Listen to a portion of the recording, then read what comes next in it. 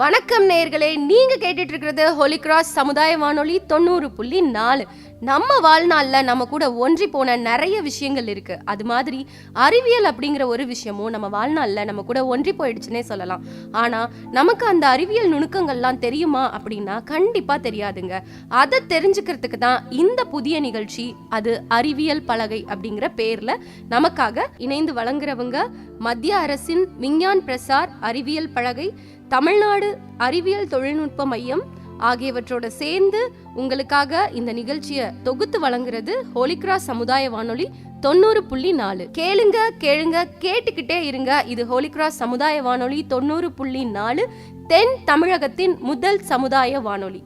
வாங்க நேயர்களே, நிகழ்ச்சிக்கு போலாம்.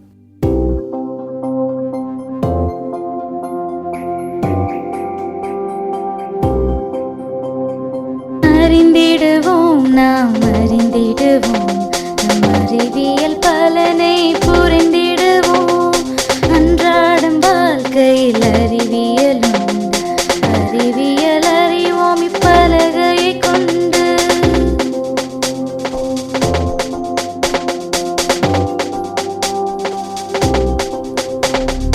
முயற்சி திருவினையாக்கும், அறிவியல் அறிவுகள் தாக்கம். அறிவியல் இன்றி உலகில்லை என்று விஞ்ஞானி வழியிலே புரிவது நன்று.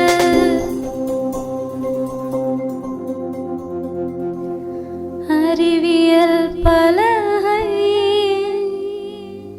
நேயர்களே, இந்த நிகழ்ச்சியை மத்திய அரசின் விஞ்ஞான் பிரசார் அறிவியல் பலகை, தமிழ்நாடு அறிவியல் தொழில்நுட்ப மையம் ஆகியவற்றோடு இணைந்து வழங்குவது ஹோலி கிராஸ் சமுதாய வானொலி 90.4. ஹாய், ஹலோ, வணக்கம் நேயர்களே. எல்லாரும் எப்படி இருக்கீங்க? நல்லா இருக்கீங்களா? நீங்க நல்லா இருப்பீங்கன்னு எனக்கு கண்டிப்பா தெரியும். தாமஸ் ஆல்வா எடிசன் பிறந்ததுல இருந்தே அவருக்கு காது கேட்கறதுல பிரச்சனை இருந்திருக்கு. அது மட்டும் இல்லாம 4 வயசு வரைக்கும் அவரால் பேசவும் முடியல. அதுக்கப்புறம் அவருக்கு இருந்த இந்த உடல்நல குறைபாட்டால அவரை 8 வயசு வரைக்கும் ஸ்கூலுக்கும் அனுப்பலையாம். அது ரொம்ப நாளைக்கு அப்படியே நீடிக்கல நேயர்கள். உங்க மகன் எடிசனுக்கு மூளை வளர்ச்சி சரியில்லை அப்படின்னும், அது மட்டும் இல்லாம அவரை வகுப்பறைக்குள்ள இனிமேலும் எங்களால அனுமதிக்க முடியாது அப்படின்னும் ஸ்கூல் மேனேஜ்மெண்ட் அவங்களோட பேரண்ட்ஸ் கிட்ட சொல்லியிருக்கு. அப்படிப்பட்ட சூழ்நிலையில தன்னோட பையன் ஸ்கூல் போகலனாலும் பரவாயில்லன்னு நம்ம எடிசனோட அம்மா அவங்க வீட்டிலே உட்காந்து அவருக்கு பாடம் சொல்லி கொடுக்க ஆரம்பிச்சிருந்திருக்காங்க. இப்படி மூளை வளர்ச்சி குறைஞ்ச ஒரு பையனா அறியப்பட்ட எடிசன் ஃபியூச்சர்ல உலகமே போற்றக்கூடிய கண்டுபிடிப்புகளின் பேரரசன் அப்படின்னு புகழப்பட்டாரு. இது ஏதோ மேஜிக்கு அப்படிலாம் நம்ம சொல்லிட முடியாது இல்லையா? அவருடைய கடின உழைப்பாலையும் அவருடைய கடின முயற்சியாலையும் மட்டும்தான் இந்த பேரும் புகழும் அவருக்கு கிடைச்சிது. அப்படிப்பட்ட எடிசன் தன்னுடைய வாழ்நாளில் பல அரிய கண்டுபிடிப்புகளை கண்டுபிடிச்சு நம்மளுடைய வாழ்க்கையிலையும் பெரிய தாக்கத்தை ஏற்படுத்தியிருக்காரு. சரி நேயர்களே, நான் சொன்ன அந்த எடிசனோட 10 கண்டுபிடிப்புகளை பற்றி தெரிஞ்சுக்கிறதுக்கான நேரம் வந்துருச்சு. வாங்க, நான் உங்களுக்கு இப்போதைக்கு சொல்கிறேன். தாமஸ் ஆல்வா எடிசன் தன்னுடைய முதல் கண்டுபிடிப்பான மின் வாக்குப்பதிவு கருவிக்கான பேட்டன்ட்டை தன்னுடைய 22வது வயசில் வாங்கியிருக்காரு. அதே காலகட்டத்தில் அவர் கூட நிறைய பேர் இந்த கண்டுபிடிப்பையே கண்டுபிடிச்சு அதுக்கான பேட்டன்ட்டை வாங்கணுன்னு நிறைய முயற்சி செஞ்சுருந்தாலும் இவர் தான் அதை ஃபஸ்ட்டு கண்டுபிடிச்சு அந்த பேட்டன்ட்டை வாங்கியிருக்காரு. இந்த மின் வாக்குப்பதிவு கருவி ஒரு பெரிய மாற்றத்தை ஏற்படுத்துச்சு. அதாவது ரொம்ப ஃபாஸ்டாகவும் ரொம்ப சரியாகவும், அதாவது அக்யூரேட்டாகவும் தன்னுடைய வாக்குப்பதிவை பதிவிடும் இந்த கருவி அப்போ ஒரு பெரிய மாற்றத்தையே ஏற்படுத்துச்சு. அதுதான் இந்த மின் வாக்குப்பதிவு கருவி.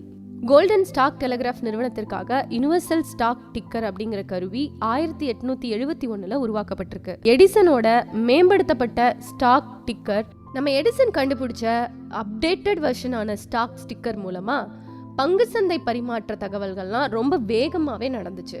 அதாவது இந்த பிஎஸ்சி என்எஸ்சின்னு சொல்லக்கூடிய பங்குச்சந்தை விவரங்கள்லாம் ரொம்ப வேகமாகவே இவருடைய கருவி மூலமாக பரிமாறப்பட்டிருக்குன்னு சொன்னாங்க.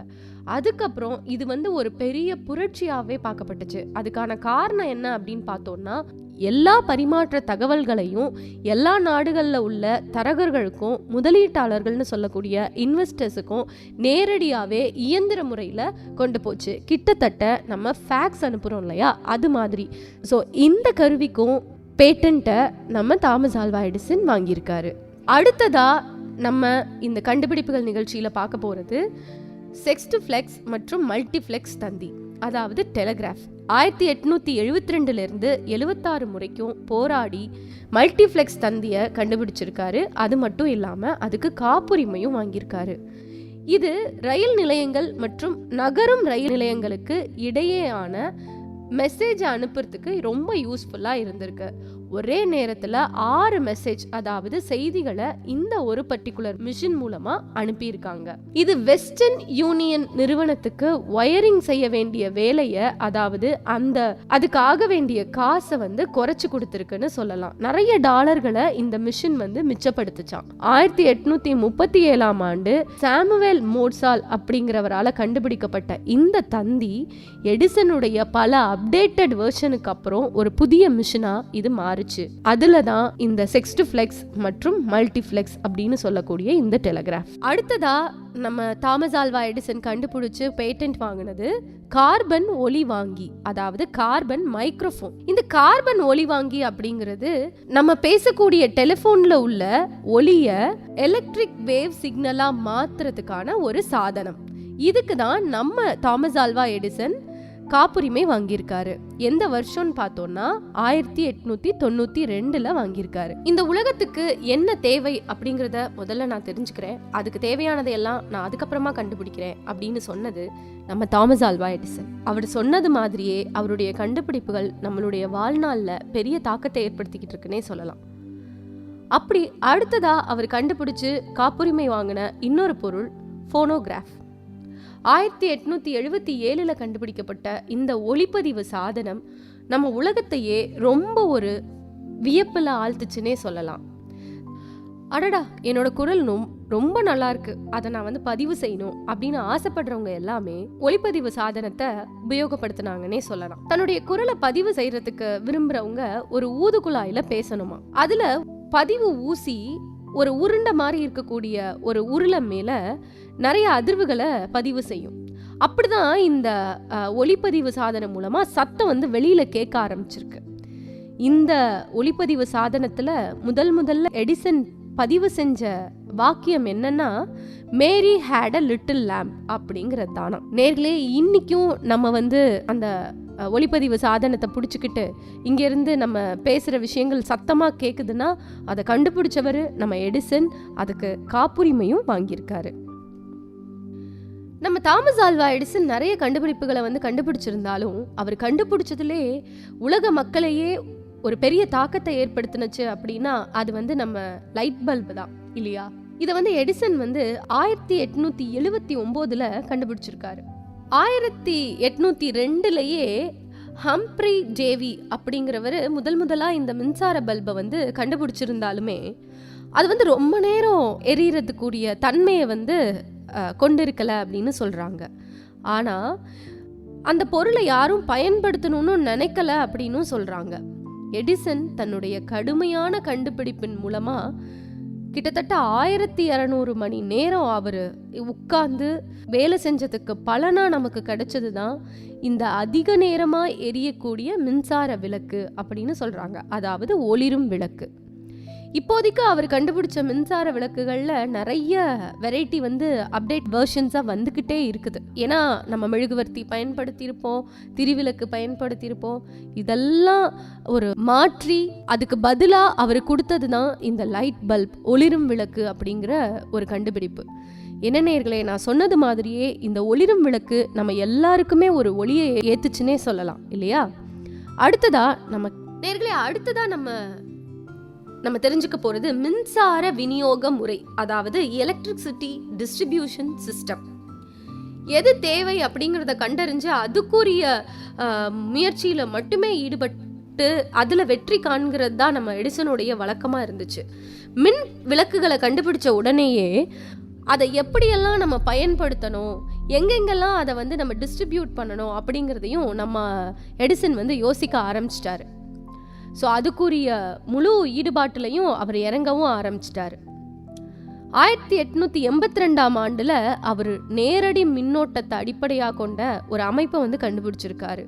அது ஒருவேளை எலக்ட்ரிக்கல் ஃபீல்டில் இருக்கிறவங்களுக்கு தெரியலாம், அதாவது டிசி அப்படின்னு சொல்கிறாங்க. அது ஒரு திசையில் மட்டுமே பாயக்கூடிய ஒரு மின்சாரம் அப்படின்னு சொல்கிறாங்க. 1886 ஜார்ஜ் வெஸ்டிங் ஹவுஸின் ஏசி அடிப்படையிலான மின் அமைப்பு முறை தான் எடிசனோட டிசி அமைப்பிற்கு போட்டியா மாறுச்சு. இந்த ஏசி மின் அமைப்பு அப்படிங்கிறது நீண்ட தூரத்துக்கு மின்சாரத்தை கடத்த ரொம்ப உகந்ததா இருந்துச்சுன்னு சொல்லலாம். பல நன்மைகள் இந்த ஏசி அப்படிங்கிற இந்த மெத்தட்ல இருந்ததுனால ஏசி மின் உற்பத்தி மற்றும் விநியோகத்திற்கு சரியான அமைப்பா மாறிடுச்சு. இப்போ உலக எல்லாத்துலேயுமே உள்ள பெரும்பாலான வீடுகளில் மற்றும் தொழிற்சாலைகளில் மின்சாரம் வழங்க இந்த ஏசி மெத்தடை தான் யூஸ் பண்ணுறாங்க. அதே நேரத்தில் டிசி பொதுவாக பேட்டரி மூலம் இயங்கும் சாதனங்களுக்கு தான் இந்த டிசி மெத்தடை யூஸ் பண்ணிக்கிறாங்கன்னு சொல்லலாம். எலக்ட்ரானிக் போன்ற குறைந்த மின்னழுத்த பயன்பாடுகளுக்கு இந்த டிசி மெத்தட் யூஸ் பண்ணுறாங்க. கிட்டத்தட்ட நம்ம யூஸ் பண்ணக்கூடிய இந்த பேட்டரி மெத்தட் ஆஃப் எலக்ட்ரிசிட்டியை கண்டுபிடிச்சி பேட்டன்ட் வாங்கினவர் நம்மளுடைய தாமஸ் ஆல்வா எடிசன்.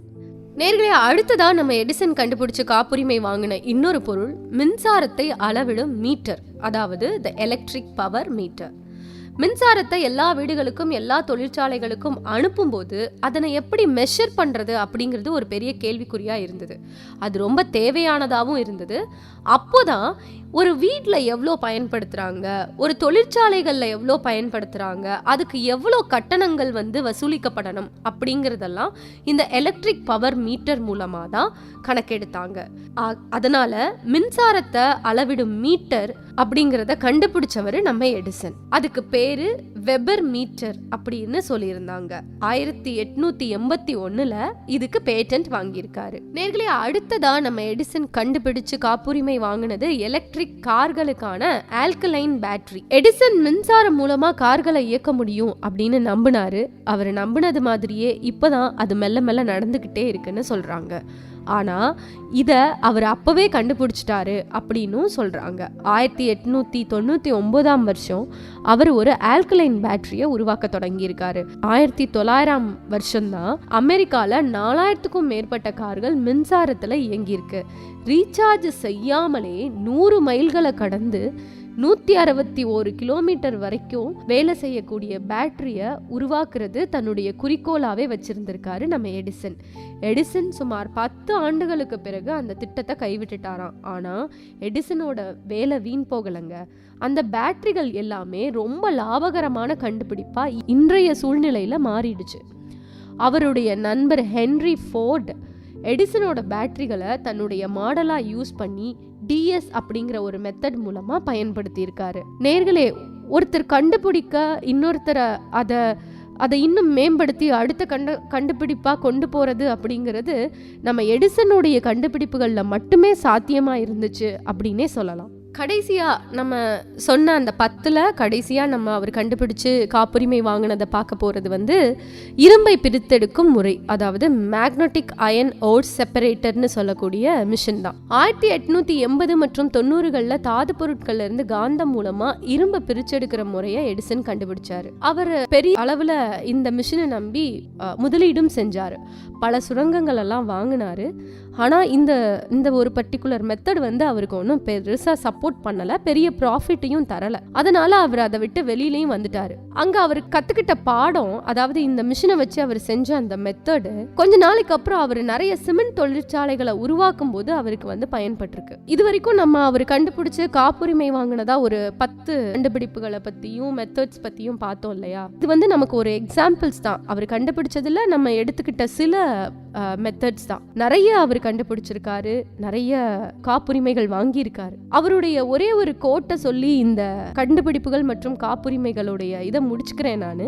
வெற்றி பெறுகிற போது உற்சாகமாக இருப்பது சிறப்பல்ல, தோல்வி அடையும் போது வெற்றி பெற உற்சாகத்தோடு தொடர்ந்து உழைப்பதுதான் சிறப்பு அப்படிங்கிறது தான் எடிசனுடைய வாழ்நாளுடைய கோட்டாவே இருந்திருக்குது. இவ்வளவு ஒரு பெரிய சாதனையாளரா உருவாகிறதுக்கு அவங்க அம்மாவும் அவருடைய கடின உழைப்பும் தான் முக்கியமான ஒரு காரணமா இருந்திருக்குன்னே சொல்லலாம். கடுமையா உழைச்சா கண்டிப்பா யாருனாலும் தங்களுடைய வாழ்நாள்ல எவ்வளோ பெரிய சாதனைகளை வேணாலும் நிகழ்த்தலாம் அப்படிங்கிறதுக்கு நம்ம தாமஸ் ஆல்வா எடிசன் ஒரு பெரிய முன்னோடி. அதனால நேயர்களே, நம்ம எல்லாருமே நம்ம உழைப்பை நம்புவோம், அதை நம்பி நம்ம உழைச்சி நம்மளுடைய வாழ்க்கையில் முன்னேறுவோம் அப்படிங்கிறத சொல்லி இந்த நிகழ்ச்சியை நான் முடிச்சுக்கிறேன். நேயர்களே, நீங்கள் கேட்டுக்கிட்டு இருக்கிறது ஹோலி கிராஸ் சமுதாய வானொலி 90.4. கேளுங்க கேளுங்க, கேட்டுக்கிட்டே இருங்க.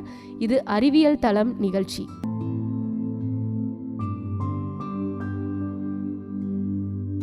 இது உங்கள் ஹோலி கிராஸ் சமுதாய வானொலி 90.4 அறிவியல் தளம் நிகழ்ச்சியில் நீங்கள் கேட்க போகிற நிகழ்ச்சி என்னென்னா தண்ணியை பற்றி தாங்க. என்னடா தண்ணிங்கிறீங்களா? மண்பானையில் தண்ணி குடிக்கிறோம், ஆர்வோ வாட்டரில் குடிக்கிறோம், காப்பரில் வச்சு தண்ணி குடிக்கிறோம். இதில் எந்த தண்ணி தான் நமக்கு நல்லது அப்படிங்கிறத பற்றி நமக்கு தெரியாது நேர்களே. வாங்க இதில் இருக்க அறிவியல் பூர்வமான உண்மைகளை அறிவியல் தளம் நிகழ்ச்சிகளை கேட்கலாம். வாங்க நேர்களே, நிகழ்ச்சிக்குள்ளே போகலாம். என்ன வெயில் சாமி கொழுத்துதுடா. இன்னும் 2-3 டிகிரி அதிகமாகணும் வேற சொல்லிக்கிறாங்க. எப்படிதான் சமாளிக்க போறோமோ தெரியல. கீதா, கொஞ்சம் குடிக்க தண்ணி கூட.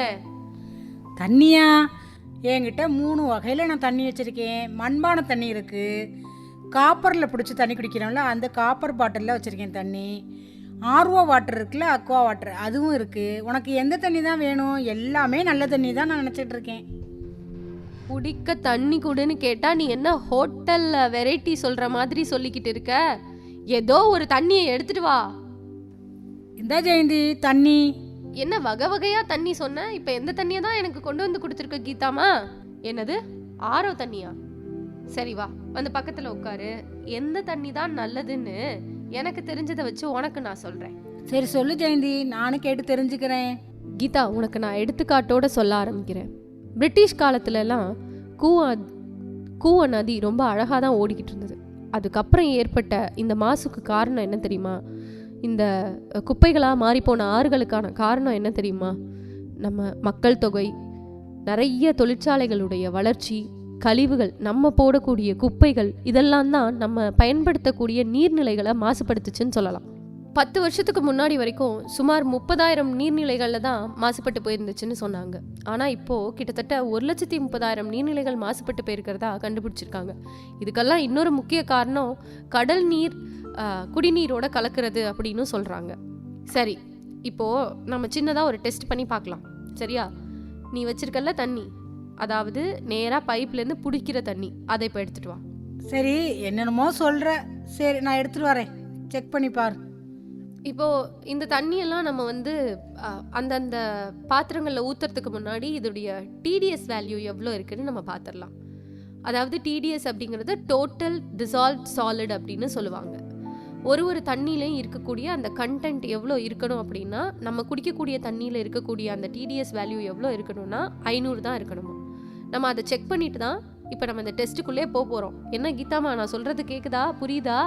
என்ன ஜெயந்தி, ஏதோ மிஷின்லாம் கொண்டாந்து வச்சுருக்க, பேனா மாதிரி இருக்குது. இன்னும் இந்த இதில் வச்சு என்ன கண்டுபிடிக்க போகிற? 500க்கு கீழே இருக்கா இல்லை 500க்கு மேலே இருக்கா அப்படிங்கிறத பார்க்க போறியா? நீ பாரு, நீயே பாரு. இந்த தண்ணியில் 500க்கு மேலே நமக்கு காமிக்குது. அப்போ இது நம்ம குடிக்கிறதுக்கு உகந்தது கிடையாது. என்னது, இந்த தண்ணி குடிக்கிறதுக்கு ஏற்றது இல்லையா?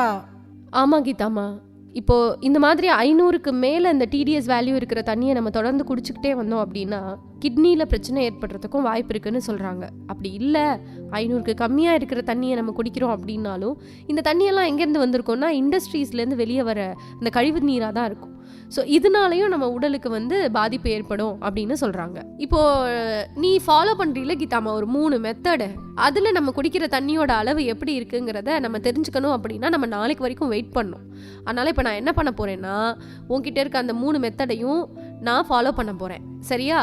ஜெயந்தி, ஆர்வோ வாட்டரை ஆன் பண்ணிடுறேன். இந்தா உங்ககிட்ட இருக்க மண்பானை, காப்பர் இருந்தா நீ வச்சு இதை டெஸ்ட் பண்ணிக்க. சரி, அப்போது நம்ம இதிலலாம் தண்ணி பிடிச்சி வச்சுட்டு நாளைக்கு என்ன நடக்குதுன்றதை பார்க்கலாம். பாடி, பொழுது விடிஞ்சிருச்சு. கொஞ்சம் பானை தண்ணி கொடுக்குறியா ஜெயந்தி குளிக்கிறதுக்கு? கீதாமா, எந்த தண்ணியாக இருந்தாலும் டெஸ்ட் பண்ணி பார்த்ததுக்கு அப்புறம் தான், கொஞ்சம் வெயிட் பண்ணு, உனக்கு எல்லாத்தையும் புரிய வச்சிடுறேன். கீதாமா, முதல்ல நான் சொல்ல போகிறது நம்ம எல்லாருக்குமே ரொம்ப பிடித்தமான மண்பானை தண்ணியை பற்றி தான், சரியா?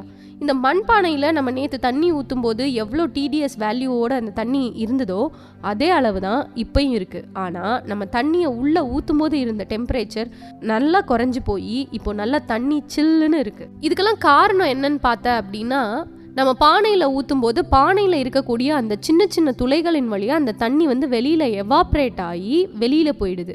ஸோ வெளியில் போகிற தண்ணி ஹீட் ஆகுதே தவிர உள்ளே இருக்கிற தண்ணி வந்து ஹீட் ஆகலை. இந்த எவாப்ரேஷன் மெத்தட் மூலமாக பானைக்குள்ளே இருக்கிற தண்ணி சில்லுன்னே இருக்குது. இதுதான் இந்த பானை தண்ணி நம்ம குடிக்கிறப்பெல்லாம் ஜில்லுன்னு இருக்கிறதுக்கான காரணம் அப்படின்னு சொல்கிறாங்க. ஆனால் இந்த மண்பானை வந்து தண்ணியில் இருக்கக்கூடிய டிடிஎஸ் வேல்யூவை குறைக்குமானா குறைக்காது. இப்போ ரெண்டாவதாக நம்ம நீ ஆரோ சுவிட்சை போய் போட போகிறேன்னு சொன்னில, அந்த ஆரோ சுவிட்சில் இருக்கக்கூடிய செராமிக் ஃபில்டரில் நானே தண்ணி ஊற்றி வச்சுருந்தேன். அதில் இந்த டிடிஎஸ் வேல்யூடைய அளவு எப்படி இருக்குன்னு இப்போ நான் சொல்கிறேன். ஆக்சுவலாக நம்ம நேற்று தண்ணி ஊற்றி வச்சதை விட இன்றைக்கி இதில் டிடிஎஸ் வேல்யூ நல்லாவே கம்மியாயிருக்கு. பாத்தியா ஜெயந்தி, ஆர்வ தண்ணி தான் இப்போ நல்ல வாட்ரு. இரு சொல்லி முடிச்சிடுறேன். இதுலேயும் இருக்குல்ல, இந்த செராமிக் ஃபில்டரில் இருக்கக்கூடிய துளைகள் வந்து கிட்டத்தட்ட 900 மைக்ரோமீட்டர்ஸில் இருக்குது அப்படின்னு சொல்கிறாங்க. இந்த ஓட்டை கொஞ்சம் பெருசாக இருக்கிறதுனால, அதாவது இந்த 900 மைக்ரோமீட்டர்ஸ் அப்படிங்கிற இந்த சின்ன ஹோல் கொஞ்சம் பெருசாக இருக்கிறதுனால நம்ம ஃபில்டர் பண்ணுறதுக்கு முன்னாடியே இந்த கிருமிகள், இந்த சின்ன சின்ன மைக்ரோ ஆர்கானிசம்ஸ்னு சொல்லக்கூடிய கிருமிகள் எல்லாமே உள்ளே போயிடுது அப்படின்னு சொல்கிறாங்க. அதனால இந்த மாதிரி செராமிக் ஃபில்டரில் யூஸ் பண்ணக்கூடிய தண்ணி ஒன்றும் அவ்வளோ நல்லது கிடையாது. குறிப்பாக பெரிய பெரிய சிட்டிஸ், அதாவது நகர்ப்புறங்களில் இது சாத்தியமே கிடையாது. இது சுத்தப்படுத்துதா அப்படின்னா அது இல்லைன்னு தான் அர்த்தம்னு சொல்லலாம். கீதா, அப்போ ஆர்வ தண்ணியும் நல்லது இல்லையா ஜெயந்தி? இரு நம்மக்கிட்ட கடைசியாக இன்னும் ஒன்று இருக்குல்ல, அதையும் டெஸ்ட் பண்ணிட்டு மொத்தமாக உனக்கு ரிசல்ட்டை சொல்லிடுறேன். சரி ஜெயந்தி, ஏதாவது ஒரு நல்ல ரிசல்ட்டாவது சொல்லு. சரி, இப்போ நம்ம 3ஆவதாக ஒரு காப்பர் பாட்டத்தில் கொஞ்சம் தண்ணி ஊற்றி வச்சுருக்கோம்ல, அது எப்படி இருக்குன்னு பார்த்துடலாம். இங்கே பாரு, இதுலேயும் அந்த டிடிஎஸ் வேல்யூ கிட்டத்தட்ட அதே அளவு தான் இருக்குது. அதாவது நம்ம நைட்டு எப்படி ஊற்றி வச்சோமோ அதே அளவில் தான் இருக்குது. அப்போ இதுலேயும் குறையலையா ஜெயந்தி? இந்த காப்பர் வெசலில் நம்ம தண்ணி ஊற்றி வைக்கிறதுல ஒரு நல்ல விஷயம் என்னென்னா, நம்ம தண்ணி ஊற்றி வைக்கிறப்போ இந்த காப்பர் வெசலில் இருக்கக்கூடிய காப்பரில் 1 or 2 நமக்கு ஒரு மைக்ரோ பார்ட்டில் வந்து நம்ம குடிக்கிற தண்ணியில் கலக்கிறதுனால நம்ம உடம்புக்குள்ளே இந்த காப்பர் போகுது. அது நமக்கும் நல்லது தான். அது மட்டும் இல்லை, இதில் இன்னொரு அட்வான்டேஜும் இருக்குது. இப்போ நம்ம குடிக்கிற தண்ணியில் இருக்கக்கூடிய இந்த மஞ்சக்காமாலையோடைய நுண்ணுயிரிகள், காலரா, இந்த மாதிரி தண்ணி வழியாக பரவக்கூடிய நோய்களில் இருக்கக்கூடிய கிருமிகளை வந்து இந்த காப்பரில் இருக்கக்கூடிய அந்த செல்ஸ் வந்து அழிக்குது அப்படின்னு சொல்கிறாங்க. ஸோ இதுவும் ஒரு வகையில் காப்பர் தண்ணியும் நல்லது தானே வச்சுக்கிட்டாலும், ஆனால் நம்ம இந்த மாதிரி காப்பர் வெசல்ஸை யூஸ் பண்ணும்போது, காப்பர் பாத்திரங்களை யூஸ் பண்ணும்போது நம்ம கவனிக்க வேண்டிய விஷயம் என்னென்னா, நம்ம பொதுவாகவே பார்த்துருப்போம் சில இடங்களில் மட்டும் இந்த காப்பர் பாத்திரங்களில் வந்து பச்சை கலரில் ஒரு ஒரு ஒரு ஒரு விதமான கலரில் வந்து ஃபார்ம் ஆகியிருக்கும் இல்லையா, அது வந்து காப்பர் கார்பனேட் அப்படின்னு சொல்கிறாங்க. இது வந்து ஏன் ஃபார்ம் ஆகுதுன்னா, இந்த காப்பர் வந்து காத்தோடையும் தண்ணியோடையும் ரியாக்ட் ஆகும்போது ஏற்படக்கூடிய மாற்றம் தான் இந்த காப்பர் கார்பனேட் அப்படின்னு சொல்கிறாங்க. அப்போ இந்த பச்சை கலரில் உருவாகிருக்கிற இந்த படலங்களை வந்து நம்ம இந்த காப்பர் வெசல்ஸ்லேருந்து நீக்கணும் அப்படின்னா நம்ம என்ன பண்ணணும்னா, நம்ம இந்த புளி, எலுமிச்சம்பழம், அப்புறம் இன்னும் சொல்லப்போனால் புளிச்சக்கீரை, பழசானது, அதெல்லாம் கூட வச்சு இந்த காப்பர் பாத்திரத்தை வந்து க்ளீன் பண்ணுவாங்க. இது உடம்புக்கு நல்லதில்லை அப்படிங்கிற ஒரே காரணத்துக்காக தான் இதை நம்ம வெளியில் எடுக்கணும்னா அதுக்கு இந்த சிட்ரிக் ஆசிட் தேவைப்படுது அப்படிங்கிறதுக்காகவும் தான் நம்ம இதெல்லாம் கொண்டு இந்த காப்பர் கார்பனேட் ஆன அந்த பாத்திரங்கள், இப்போ நம்ம யூஸ் பண்ணக்கூடிய பெரிய பெரிய காப்பர் தவளைகள் எல்லாம் நம்ம நல்லா விளக்கிடலாம். நல்லா கையை விட்டு நல்லா புளி தேய்ச்சி, எலுமிச்சம்பழம்லாம் தேய்ச்சி கூட நம்ம கழுவிடலாம். கழுவி நம்ம சுத்தமாக வச்சுக்கலாம். டெய்லியுமே நம்ம க்ளீன் பண்ணி வச்சுக்கலாம். ஆனால் அந்த காப்பர் பாட்டில்லாம் இருக்கு இல்லையா, 1 லிட்டர் 1.5 லிட்டர் அப்படின்லாம் வருது. அதுவும் குறிப்பாக அந்த பிளாஸ்டிக் லிட்டு கவர் பண்ணி வருது, தண்ணி லீக் ஆகக்கூடாதுன்னெலாம் வருது. அதெல்லாம் நம்ம அந்த மாதிரி க்ளீன் பண்ண முடியுமானா பண்ண முடியாது. அப்போ இதுலேருந்து உருவாகக்கூடிய இந்த ரியாக்ஷன் வந்து என்ன ஆகும்னா நம்ம உடலுக்கு ஏதாவது ஒரு தீங்கை வந்து ஏற்படுத்தும் அப்படின்னு சொல்கிறாங்க. அதனால் முடிஞ்ச அளவுக்கு காப்பர் பாட்டில்ஸை நம்ம தவிர்த்துடுறது நல்லது அப்படின்னு சொல்கிறாங்க. அப்போ என்ன ஜெயந்தி, இந்த 3மே வேலை செய்யலையா ஒழுங்கா? இதமா டென்ஷன் ஆகாத, தண்ணியை குடி, சரியா? எல்லாம் சரியாயிடும். இதமா நம்ம எந்த தண்ணியை குடித்தாலும் சரி, அது சுத்தமான முறையில் நமக்கு கிடைக்குதா, அதாவது நம்ம வடிகட்டி குடிக்கிறோமா அப்படிங்கிறது தான் முக்கியம். இப்போது நமக்கு நல்ல பாக்டீரியா அப்படிங்கிறது நம்ம உடம்புக்குள்ளே போகணும் அப்படின்னா அதுக்கு தண்ணி மட்டும் ஒரே ஒரு காரணம் கிடையாது. நம்ம சாப்பிட்ற உணவு முறைகள் மூலமாக கூட நம்மளுடைய உடம்புக்குள்ளே இந்த நல்ல பாக்டீரியா போகிறதுக்கு ஒரு வாய்ப்பும் இருக்குது இல்லையா? WHO சொல்லக்கூடிய வேர்ல்டு ஹெல்த் ஆர்கனைசேஷன் என்ன சொல்லியிருக்கா அப்படின்னா, நம்ம குடிக்கக்கூடிய சாதாரண தண்ணியில் எந்த விதமான மைக்ரோ ஆர்கானிசம்ஸும் இருக்கக்கூடாது அப்படின்னு சொல்லியிருக்காங்க. அப்போ இருக்கக்கூடாது அப்படிங்கிறதுக்கான காரணம் நம்ம வடிகட்டியோ இல்லை சுத்திகரிக்கப்பட்ட தண்ணியோ குடிக்கணும் அப்படிங்கிறது தான். சென்னை மாதிரி இருக்கக்கூடிய பெருநகரங்களில் நம்ம பார்த்தோம் அப்படின்னா இந்த தண்ணியுடைய டிடிஎஸ் அளவு வந்து ரொம்ப அதிகமாகவே இருக்குது அப்படின்னு சொல்லலாம். நீங்கள் அந்த தண்ணியை டெஸ்ட் பண்ணிவிட்டு அதுக்கு தகுந்த மாதிரி நீங்கள் ஆரோ வந்து நீங்கள் ஃபிட் பண்ணிக்கலாம் நம்ம வீட்டுக்கு தேவை அப்படின்னா. சரியா? அது மட்டும் இல்லாமல் நீங்கள் வந்து இப்போ கேன் வாட்டரோ இல்லை மெட்ரோ வாட்டரோ இந்த மாதிரி தான் நீங்கள் யூஸ் பண்ணுறீங்க அப்படின்னா நம்ம ஃபில்டர்ஸ் யூஸ் பண்ணுறதுக்கும் அவசியம் கிடையாது. ஏன் இதை நான் சொல்கிறேன் அப்படின்னா, இந்த மெட்ரோ தண்ணி கேன் தண்ணி எல்லாம் ஏன் வந்து நம்ம ஃபில்டர் வைக்க தேவையில்லைன்னு சொல்கிறேன்னா, ஆல்ரெடி அது பியூரிஃபை பண்ணி தான் நமக்கு வந்து வருதே. ஒரு சுத்திகரிக்கப்பட்ட குடிநீராக தான் நமக்கு வந்து இங்கே வந்து ப்ரொவைட் பண்ணுறாங்க, எல்லாத்துக்கும் கொடுக்குறாங்க. அதனால அதுக்கு வந்து நம்ம ஃபில்டர்ஸ்லாம் யூஸ் பண்ண வேண்டிய அவசியம் இல்லை. இப்போ ஒரு இடத்துல இருந்து இன்னொரு இடத்துக்கு தண்ணி எப்படி கொடுக்குறாங்க அப்படிங்கிறதும் ரொம்ப முக்கியமாக இருக்குது. இப்போ நம்ம தமிழ்நாட்டை பொறுத்த வரைக்கும், நம்ம ஊரை பொறுத்த வரைக்கும் இரும்பு குழாய்கள் வழியாக தான் நமக்கு வந்து தண்ணி வருது.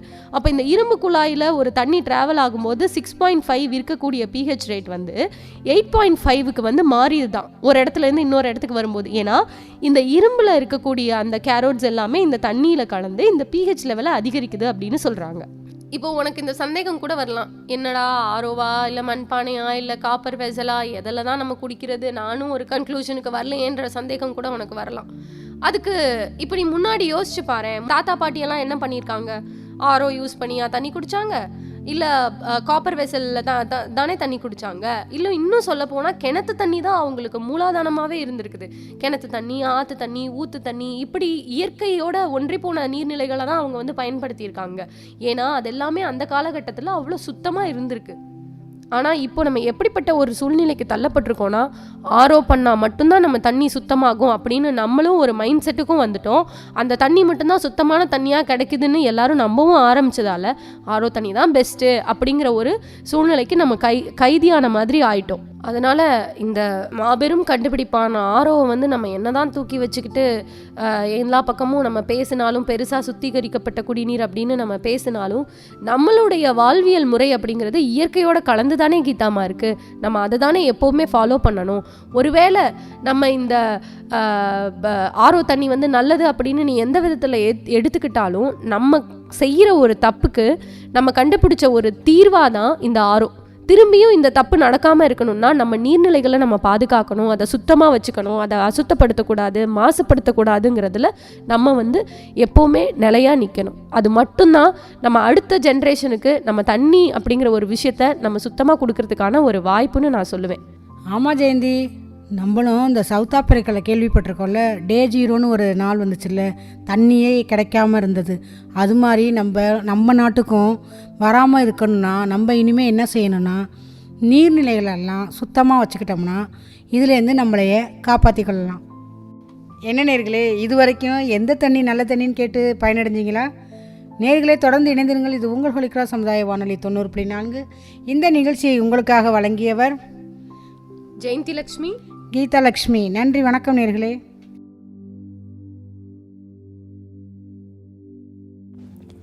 ஹாய், ஹலோ, வணக்கம் மக்களே. நீங்கள் கேட்டதும் கேட்குறதும் கேட்டுக்கிட்டே இருக்கிறதும் இது உங்கள் ஹோலிகிராஸ் சமுதாய வானொலி 90.4 உங்கள் நான் ஆர்ஜே ஸ்வேதா.